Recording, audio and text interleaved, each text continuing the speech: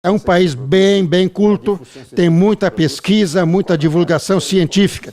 Nesse aspecto, há que respeitar e agradecer aos Estados Unidos pela ciência que produz, pela divulgação científica que produz. Foi lá que me encontrei com a teoria dos 3 cérebros que faltava à cibernética social. Isso foi em 1978, de 78 a 80. Com isso, completou-se o que hoje se chama o hológrafo, que está composto de quê? Os 14 subsistemas com seus 4 operacionais e suas dinâmicas. Também o ciclo cibernético de feedback, que são as funções dos 3 cérebros que descobri nos Estados Unidos. Antes só se falava em termos de cérebro lógico e cérebro criativo, como Eduardo de Bono o havia divulgado como pensamento lateral. O pensamento lógico, este vem desde Aristóteles com a lógica, etc. Mas o pensamento criativo ou lateral é dos anos 60, com de Bono, Osborne e outros. Nos Estados Unidos, me encontrei com a teoria dos 3 cérebros de Paul MacLean. Agora, então, há pensamento lógico, a intuição criativa e o pensamento pragmático do cérebro central. Daí saiu o ciclo cibernético de feedback. Com isso se viu que se podia aplicar a todos os campos práticos, como a educação, a saúde, a comunicação, a economia, a política. Adquirimos, então, um caráter que é muito raro nas ciências sociais e humanas, que se chama ciências sociais e humanas aplicadas.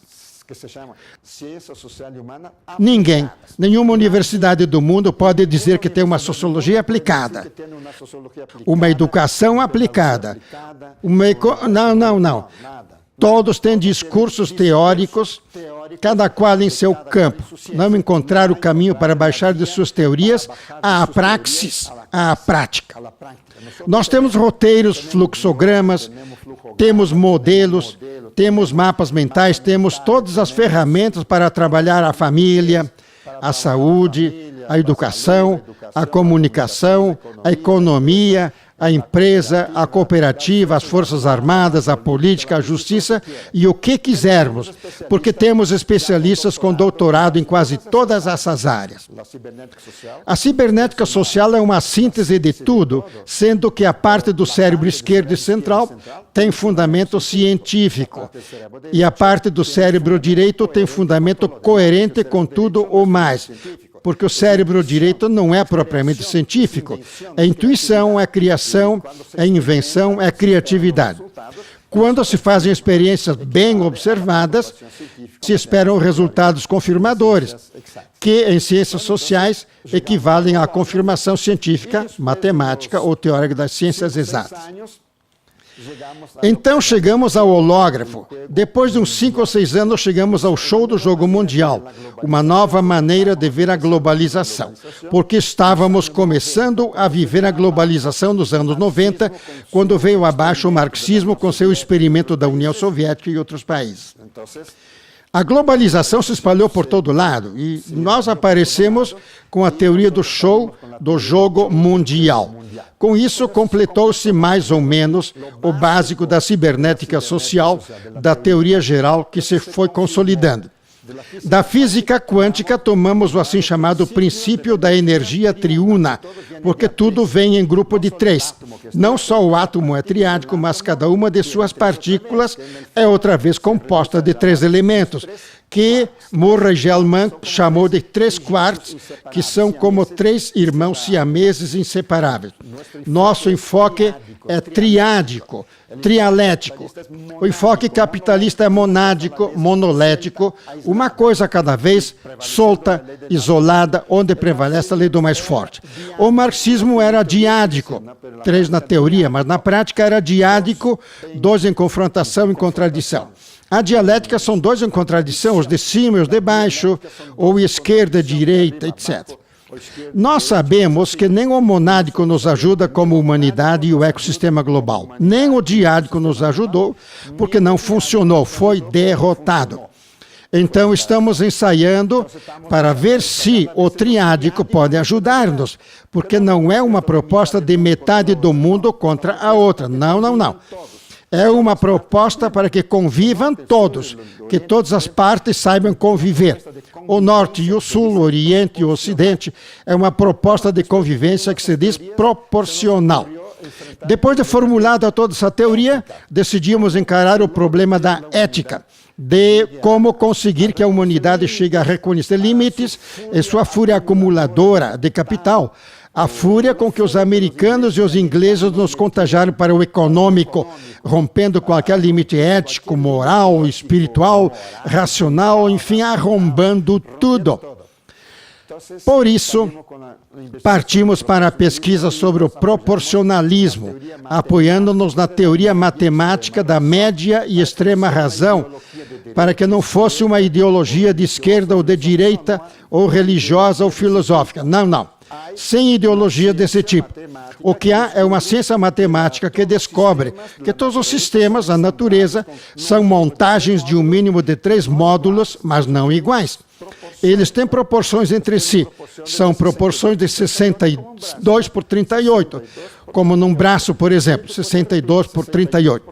Depois essa escala se repete ao infinito. Com isso, chegamos a toda uma proposta de substituição do discurso sobre ética ou moral por uma proposta de uma ética numérica, que chamamos proporcionalismo, para que se vejam as porcentagens de direitos e deveres, de esforço e recompensa que as pessoas teriam nos diversos níveis de vida ou estratos sociais.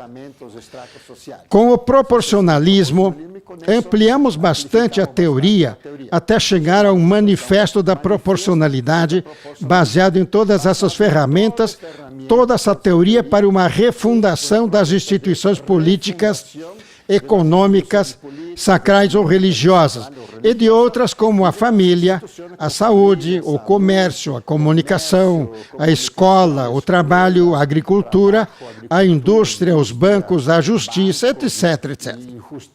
Esta é a história da cibernética social. A cibernética é uma espécie de neurocibernética, as ciências sociais e humanas. Neurociências sociais e humanas porque são baseadas no cérebro, nos 3 cérebros. O cérebro esquerdo, lógico, racional, sensato, investigador, matemático e estatística. O cérebro direito, que é afetivo, solidário, fraterno, criativo, artístico, intuitivo, espiritual e justo. O cérebro central, que é o de organização de trabalho, de empresa, de produção, com limites no uso do planeta, porque temos que salvar o planeta. Se desmonta o planeta, que é nosso barco, nos afundamos junto. Há, pois, limites para o uso do planeta, para a acumulação de recursos. Nossa proposta trabalha as 3 culturas: a cultura lógica científica, a cultura prática material de desenvolvimento e a cultura artística, espiritual e fraternista. Esta é a proposta. Não temos avançado muito porque a proposta contraria diversos interesses e porque é um pouco difícil de assimilar. É preciso treinamento. Só por leitura fica só o discurso cibernético. É preciso chegar ao comportamento, às relações humanas, às relações de trabalho e cibernética proporcionais. Isso dificulta muito. O ser humano está muito mais inclinado para o egoísmo, o autocentrismo, a massomocracia, a cobiça, a avareza, que ao fraternismo, que à solidariedade, à cooperação. Há demasiado espírito competitivo e escassez de espírito colaborativo. Não há equilíbrio entre esses 2 polos. Como nós propomos equilíbrio, evidentemente o sistema, que é tremendamente individualista, egoísta, violento e agressivo, não reconhece leis, valores morais, por isso nós temos dificuldade para avançar. Porém, sim, cremos que a cibernética social é uma aquisição da humanidade. Não é uma criação minha. Eu só comecei. O que aconteceu? Os acréscimos que houve foram colaboração de todos os companheiros que estiveram conosco desde o começo, dando ideias, trazendo livros escritos, recolhendo coisas, confirmando, amplificando, assim que foi uma criação coletiva. Por isso se chamou primeiro criatividade comunitária. Nisso não há um autor a ser consagrado. Assim que os que desejam dedicar-se à cibernética não se dedicam a Valdemar de Gregory, dedicam-se à cibernética ou ao proporcionalismo. Que ninguém diga que é meu discípulo, porque eu matarei. Cibernética social é uma criação coletiva para todos. Obrigado. Para todos. Graças.